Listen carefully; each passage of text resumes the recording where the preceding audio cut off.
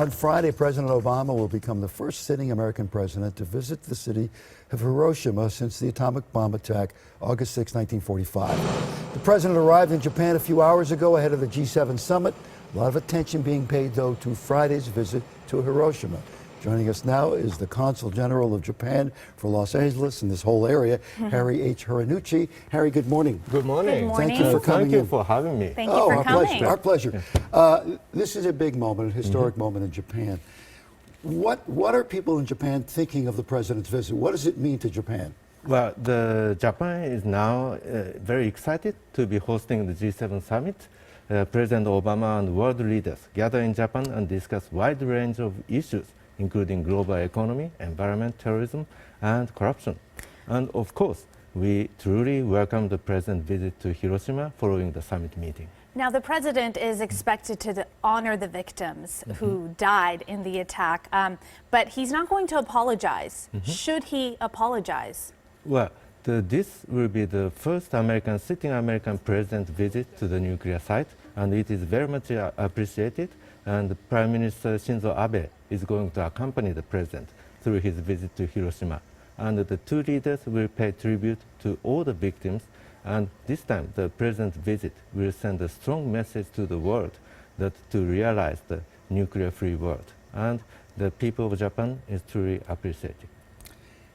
Do people want an apology? Well, many lives lost due to the nuclear bomb, and still, even today, many survivors are suffering from it. And their strong wish is that this tragedy never be repeated. And this time, the president's visit will show his determination to achieve the goal of nuclear-free world.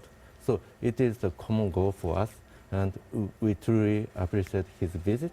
And looking forward, the Japanese people, and including people in Hiroshima, are looking forward to seeing him. So there. it sounds like at this point you're embracing the fact that you have a sitting president visiting Japan after all of these years, going to Hiroshima, and you're accepting the fact that at least he's there to honor the victims, but you're not pushing the apology. Is that right? And also that the president of the only country which ever used the nuclear bomb onto the people, and the prime minister of the only country who have ever suffered the nuclear bombing are jointly visiting the nuclear site.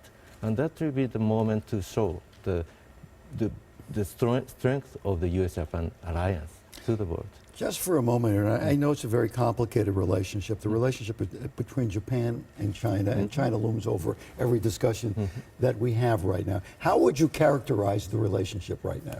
Well, China is a very important country to the United States and to Japan too, and it's very important to all to the world. And we have a very strategic and common interest relations with China. And some things that we disagree, and some things that we agree, and we are committed to improve the relations with China. Do you wish you were in Japan today?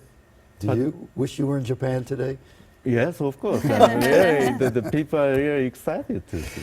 Thank you so much for coming in. Thank you Thank you very much. Okay. Nice to meet you. Harry Hironuchi, thank you so much, the Consul General from Japan.